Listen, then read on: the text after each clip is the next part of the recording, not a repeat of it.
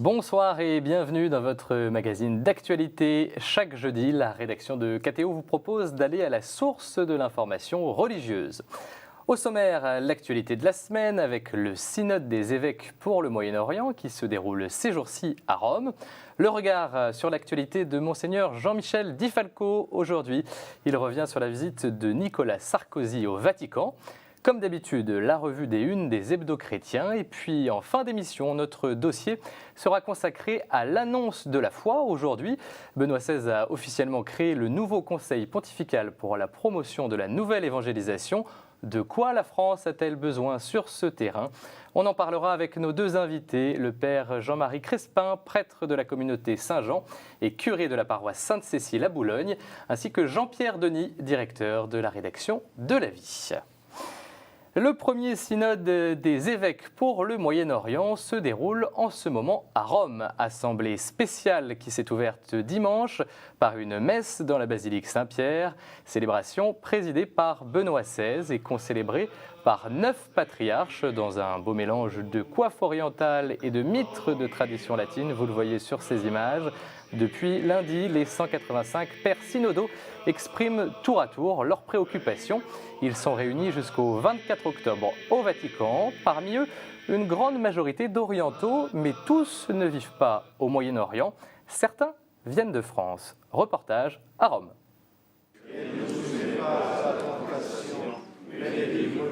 Ce matin, pour ouvrir la séance de travail au synode du Moyen-Orient, le Notre Père est récité en français, l'une des 4 langues officielles. Dans la salle, les patriarches et évêques ordinaires du Moyen-Orient sont réunis autour du pape.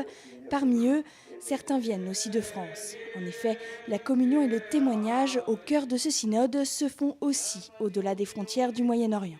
C'est de vivre notre foi comme nous l'avons reçu de nos pères, de nos ancêtres, et puis aussi de se la présenter donc à tous les Occidentaux qui sont là, qui viennent aussi parfois fréquenter nos églises, célébrer avec nous et être là avec nous.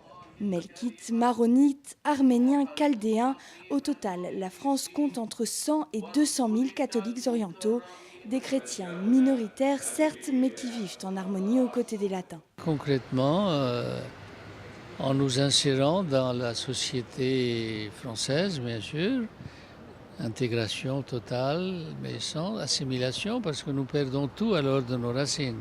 Gardons notre double culture chrétienne et arménienne. C'est ce que m'a dit un jour, en 81, le pape Jean-Paul II, dit aux Arméniens de rester arméniens pour rester chrétiens. Promouvoir l'unité dans la diversité, encourager l'esprit de coopération entre les différentes communautés, voilà l'un des appels lancés dans l'Instrumentum Laboris de ce synode, un message porté aujourd'hui par tous les orientaux, y compris ceux venus de France.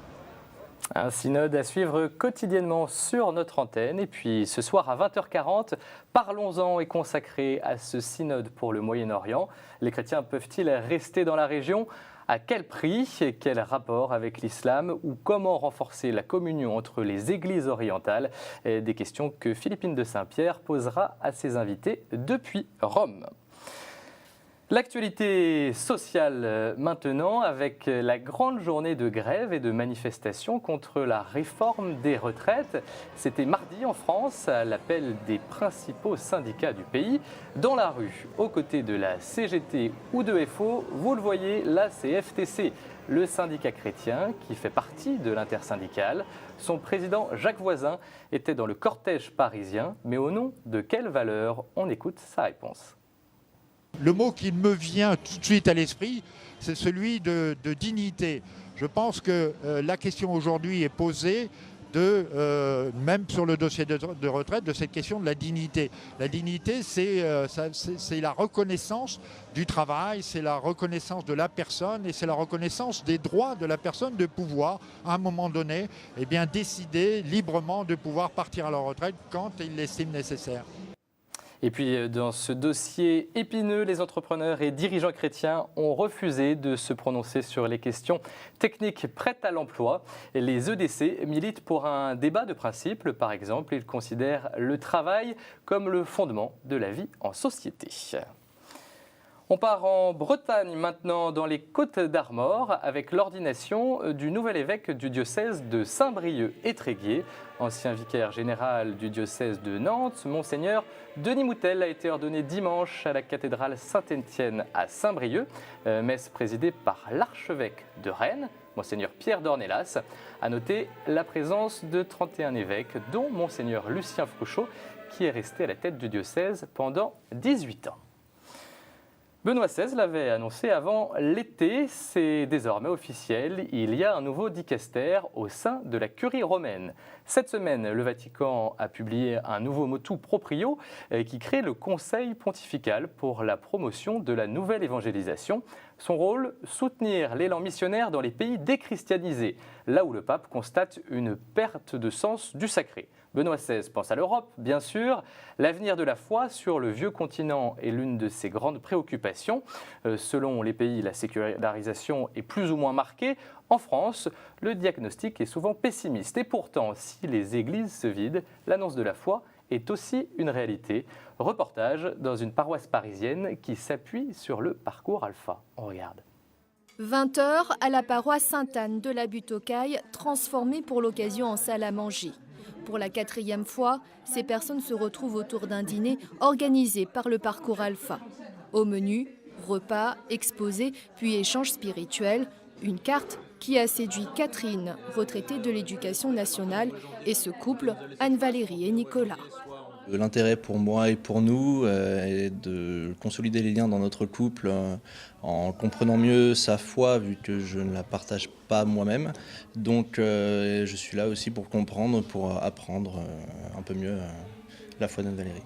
Le fait de rencontrer des gens de tous horizons qui se posaient aussi des questions et de pouvoir partager mes points de vue avec leurs points de vue. Et j'ai pensé que ça pourrait être enrichissant de toute manière. Je suis plus ou moins croyante, mais c'est pas très clair dans ma tête. Voilà. On peut poser toutes les questions qu'on veut, on nous parle de façon très simple. Des réponses, des attentes ou encore par simple curiosité, les participants sont de différentes confessions chrétiennes, de toute classe sociale et de tout âge. Une fois par semaine, le temps d'une soirée, ces convives vont échanger sur Dieu et sur le sens de la vie. Il n'y a pas de solution miracle en termes d'évangélisation. Je pense qu'ils cherchent d'abord un lieu de parole, un lieu d'accueil où ils vont pouvoir poser des questions, écouter aussi une parole sans jugement, sans a priori. Ce qui est bien, c'est que ce sont des laïcs qui travaillent à annoncer la foi, et les prêtres tout seuls ne suffiraient pas à pouvoir voir tout le monde et s'occuper de tout le monde. Maintenant, le parcours Alpha aussi ouvre des portes pour que des gens puissent demander à rencontrer un prêtre. Difficile aujourd'hui de déterminer le pourcentage de conversion suscité par un parcours Alpha. Mais en 10 ans, ce type d'initiative a déjà séduit près de 75 000 personnes. Et tout à l'heure, on reviendra sur cette question de l'évangélisation en France. Ce sera dans notre dossier. Mais pour l'instant, on s'intéresse à un projet très émouvant qui a vu le jour dans la basilique de Montligeon, dans le diocèse de Sées, sanctuaire dédié à la prière pour les défunts. Dimanche, une nouvelle chapelle a été bénie, la chapelle du Bon Larron, dont la vocation est d'accueillir la prière pour les anciens détenus, dont les âmes seraient encore au purgatoire et pour lesquels personne ne prie. À l'origine de cette réalisation, le recteur de la basilique et l'association du Bon Larron, qui vient en aide aux détenus. La journée mondiale du refus de la misère, c'est dimanche, journée organisée chaque année par ATD Quart-Monde, mouvement non confessionnel, mais qui a été fondé par un prêtre, le père Joseph Rezinski, en voie de béatification aujourd'hui. Vous allez le voir sur ces images tournées le 17 octobre 87. Ce jour-là, devant 100 000 personnes, il lance un appel sur le parvis du Trocadéro à Paris. Une dalle est inaugurée. Elle rappelle encore aujourd'hui que là où des hommes sont condamnés à vivre dans la misère, les droits de l'homme sont violés. Cette dalle a fait des petits dans le monde puisqu'elle a été reproduite 38 fois. Une 39e réplique sera inaugurée dimanche sur le parvis de la cathédrale de Soissons où le Père Joseph a été ordonné en 1946. Enfin, pour terminer ce tour d'horizon de l'actualité, un anniversaire. L'abbaye de Solesmes dans la Sarthe fêtait ses 1000 ans. Mardi, l'année jubilaire s'est achevée par une messe présidée par l'envoyé spécial du pape, le cardinal français Jean-Louis Torrent. 1000 ans de fidélité, 1000 ans de louanges. Solesmes est l'une des plus anciennes abbayes de France, une abbaye bénédictine dominée par la figure de Don Guéranger, restaurateur du chant grégorien. Aujourd'hui, 60 moines vivent à Solesmes. Ils représentent le renouveau de la vie monastique. Voilà pour les informations de la semaine. Tout de suite, le billet de Jean-Michel Di Falco. Il revient sur la récente visite du président Sarkozy au Vatican.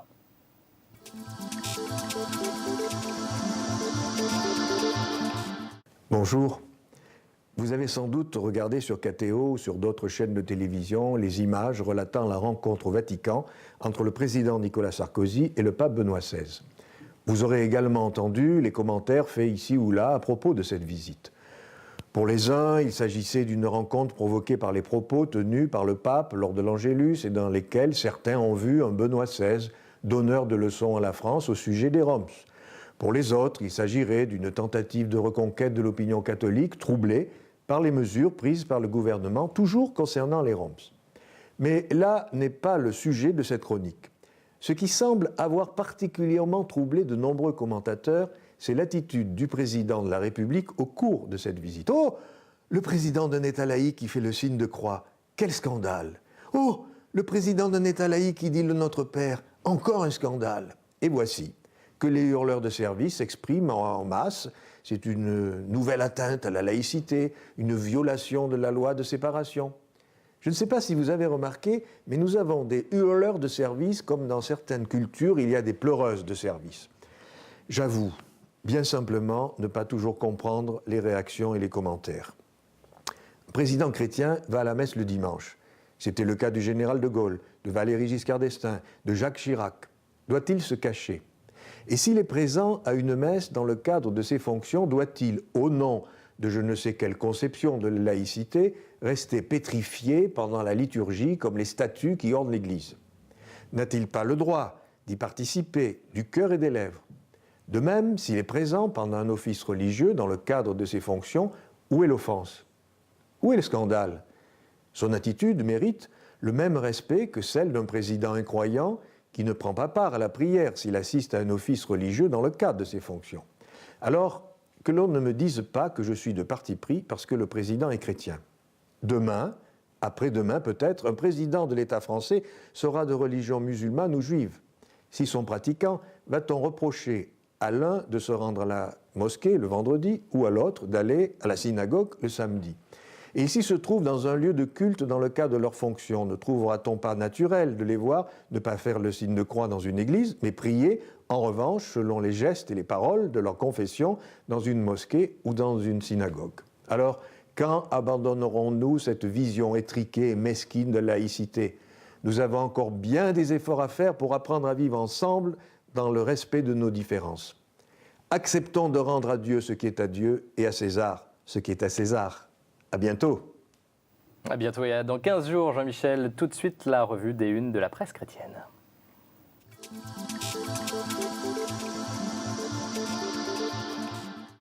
À la une de vos hebdomadaires chrétiens ce jeudi, après la deuxième visite du président français au Vatican, Pèlerin s'intéresse à la relation entre Nicolas Sarkozy et les catholiques.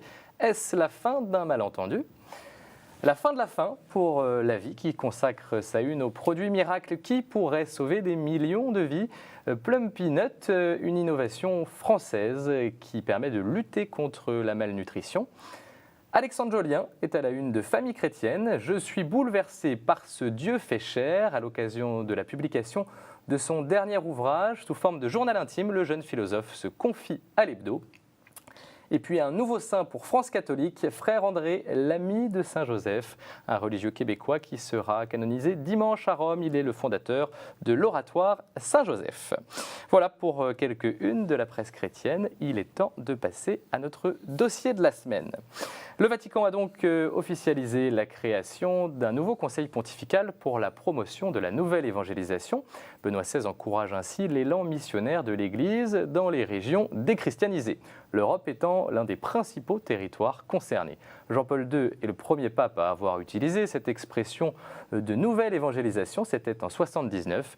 Aujourd'hui, quels sont les besoins de la France sur le terrain de l'annonce de la foi?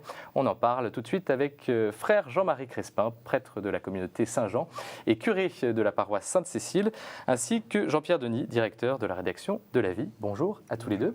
Frère, je me tourne d'abord vers vous. Cette décision de Benoît XVI, donc de créer ce conseil pontifical pour la promotion de la nouvelle évangélisation, comment vous l'accueillez? Est-ce que c'est un encouragement? Je rappelle que votre communauté a été fondée dans les années 70. Écoutez, je l'entends comme un encouragement, puis surtout comme un accomplissement. Il y a une date importante pour nous, 1974, l'exhortation apostolique Evangelii Nuntiandi, où le pape Paul VI dit une chose complètement nouvelle. La nature même de l'Église, c'est d'annoncer l'Évangile.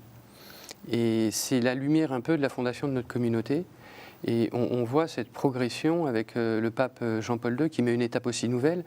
Il nous dit qu'il y a une théologie de la nouvelle évangélisation. Ce n'est pas simplement des recettes. Il y a une pensée structurelle qui nous est donnée dans la révélation, et donc il y a un donné théologique pour réfléchir à la nouvelle évangélisation. Et puis là, on a un pas supplémentaire. L'institution, au regard de ce que représente la sphère du catholicisme en Occident, de ce conseil qui est là pour encourager, pour orienter cette perspective de la nouvelle évangélisation. Jean-Pierre Denis, en tant qu'observateur, comment vous interprétez ce choix de Benoît XVI de créer ce conseil pontifical pour la promotion de la nouvelle évangélisation? Je crois que c'est le bon moment. C'est le bon moment parce que finalement, on est un peu à la croisée des chemins. Donc il y a eu cet élan impulsé, voulu par Jean-Paul II, c'est vrai. Et en même temps, on voit bien qu'il n'y a pas eu non plus de solution miracle. C'est-à-dire, nos églises ne se sont pas remplies. Au contraire, finalement, la déchristianisation a continué, la sécularisation a progressé. Et en même temps, on est dans des sociétés, il ne faut jamais l'oublier, une société comme la société française, nous sommes dans un pays dans lequel 50 ou 60% des Français se disent catholiques. Alors, ils se disent catholiques et ils ne sont pas pratiquants. On peut considérer que ça ne veut rien dire et les passer, je dirais, par pertes et profits. Moi, je crois que ça serait une grave erreur. Ils se disent catholiques, ils ont donc encore un sentiment. D'ailleurs, on le voyait dans le reportage sur le groupe Alpha. Ils se rattachent à quelque chose, ils ne savent plus très bien à quoi. C'est le moment de leur donner une parole forte, de dire ce en quoi nous croyons, de le dire vraiment très, très, très fortement, parce qu'on a quelques années devant nous où on peut faire, je crois, beaucoup de choses si on a envie de les faire. Et c'est ce que permet cette époque-là. Donc, c'est une très bonne initiative. Moi, je m'en réjouis vivement. Une bonne époque. Frère Jean-Marie, de quoi la France a besoin sur ce terrain de l'évangélisation? Mais écoutez, je pense qu'une parole forte est importante. La question, c'est laquelle? Trop souvent, on donne des paroles fortes d'intégration dans l'Église. On donne des paroles fortes de normalité. Pour moi, la parole forte, c'est que Dieu a un dessein pour chacun. La parole forte, c'est qu'il aime chacun. Et je pense que le sens le plus profond de notre histoire individuelle, c'est de découvrir qu'il y a quelque chose d'originel en nous. Et cet originel, il est révélé par Dieu. Il y a notre histoire, on l'a construit, on la connaît, nos compétences, voire nos blessures, nos souffrances. Mais il y a quelque chose de plus fondamental. Et ce plus fondamental, c'est de dire que Dieu, créateur, nous aime d'une façon particulière et personnelle. Et je trouve qu'on est dans cette attente profonde de recevoir quelque chose qui n'est pas d'abord de rentrer dans un corps ou de suivre des normes. On a besoin d'une vraie bonne nouvelle. Dieu nous dit « Tu es important à mes yeux ». Et comme il le dit dans le livre d'Isaïe, « Et je t'aime ». Ce que décrit le frère Jean-Marie correspond, j'ai envie de dire, à votre ligne éditoriale à La Vie. Ah oui, absolument. Et je dirais qu'en plus, ça correspond aussi à ce qu'on a vécu aux États généraux du christianisme, où j'avais posé la question, c'est mon côté journaliste, à Lille, donc fin septembre, évangéliser, est-ce provoquer ? Et j'avais posé la question, parce qu'au fond, on peut se poser la question justement dans une société laïque, est-ce que c'est encore nécessaire? Est-ce qu'il faut passer notre christianisme par pertes et profits? Je le dis évidemment de manière provocatrice. J'étais très frappé de voir, il y avait le président des groupes Alpha, d'ailleurs, Marc Deléritz, mais il y avait aussi le patron des Scouts de France, et puis le président du nouveau conseil des églises évangéliques, et la responsable de l'évangélisation des jeunes à la conférence épiscopale, bref, des sensibilités très très différentes dans l'Église. Sur ce consensus, finalement, oui, on a besoin d'attester de notre foi. Et finalement, moi, ce que j'ai envie de dire en vous entendant, c'est-à-dire, d'une certaine façon, ça se passe de personne à personne. C'est-à-dire, on n'est pas dans un discours de propagande, on ne va pas faire rentrer les gens dans un cadre. Il faut attester de notre foi et le faire de manière, je dirais, assez sereine, mais aussi vraie, enfin, de le faire de manière véritable. Ne pas avoir peur de le faire, et c'est ce que l'époque appelle aussi. Donc, je dirais que c'est une question qui est, pour moi, une préoccupation de tous les jours, parce que Georges Jourdain, le fondateur de La Vie, disait qu'il voulait faire de La Vie une œuvre d'apostolat. Donc, c'était le vocabulaire des années 40, des années 50. En fait, c'est ce qu'on appelle aujourd'hui l'évangélisation, et c'est ma préoccupation de tous les jours de donner le contenu de notre foi dans le commentaire qu'on fait, aussi bien de l'actualité que dans les contenus spirituels du journal. Donc, effectivement, c'est l'enjeu pour moi central. Frère Jean-Marie, c'est vrai que c'est une bonne époque, mais il y a bien des fragilités dans l'annonce de la foi aujourd'hui en France. Quelles sont ces fragilités ? Alors, moi, j'ai plutôt tendance à être d'une culture d'enthousiasme. Moi, je regarde les opportunités. Et l'opportunité, on est passé d'abord de débats, de querelles intellectuelles, théologiques, politiques, de la laïcité. Après, on est passé dans un conflit de normalité. Le mariage, comment ça se passe, la morale chrétienne, et ainsi de suite.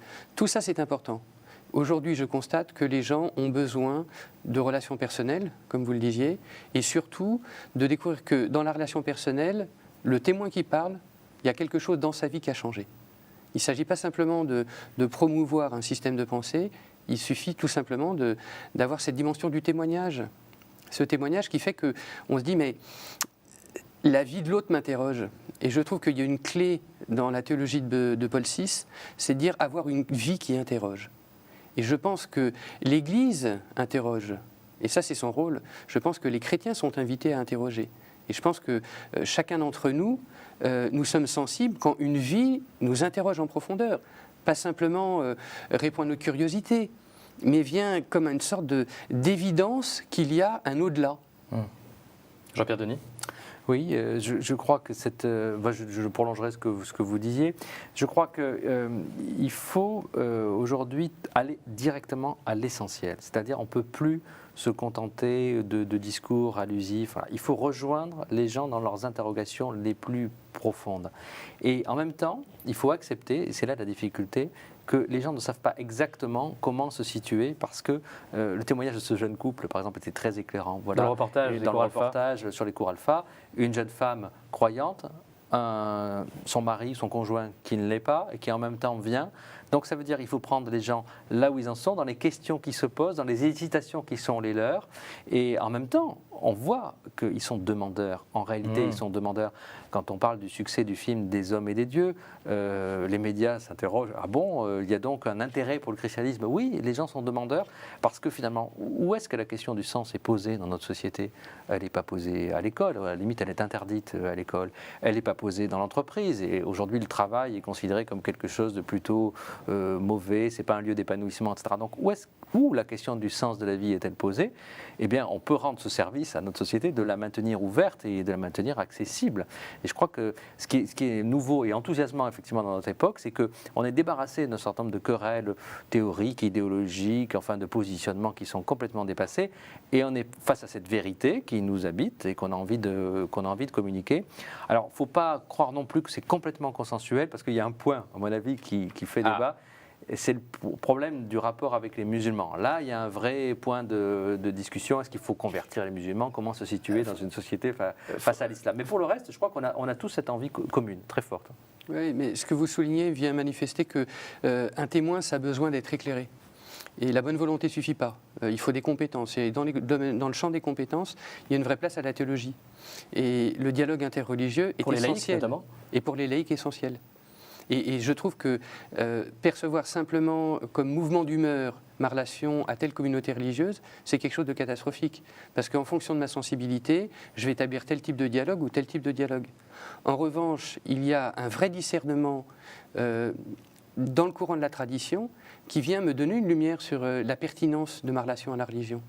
Et cette pertinence, elle a été décrite aussi bien par Jean-Paul II que par les grands théologiens. On a eu la chance d'avoir un théologien français qui a vraiment poussé cette question et de savoir que le rapport avec une religion autre que le christianisme ne peut pas d'abord se constituer comme un rapport d'opposition, mais doit essayer de comprendre que le fondement de cette religion, quelle qu'elle soit, est une invitation à découvrir le chemin de l'unité.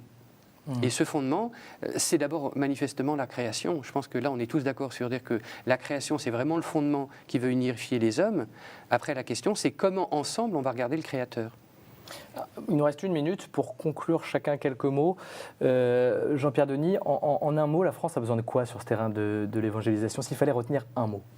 Eh bien, elle a besoin de chrétiens qui attestent de leur foi sereinement, de manière non agressive, sans complexe, sans esprit de reconquête, mais qui soient des chrétiens un peu attestataires, contestataires s'il faut dans la société, mais aussi attestataires, qui attestent de ce en quoi ils croient.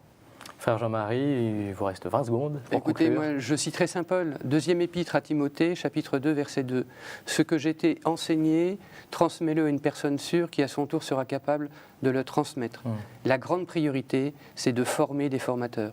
On ne peut pas être simplement dans le charisme individuel, où tel prêtre, telle personne va rentrer en contact avec telle personne ou telle personne. Il y a un vrai mouvement à créer, où des écoles de témoins, des écoles de disciples vont pouvoir engendrer ce mouvement de l'annonce de l'Évangile. Eh bien, ce seront les mots de la fin. Merci à tous les deux. On se retrouve la semaine prochaine pour un nouveau numéro d'À la Source.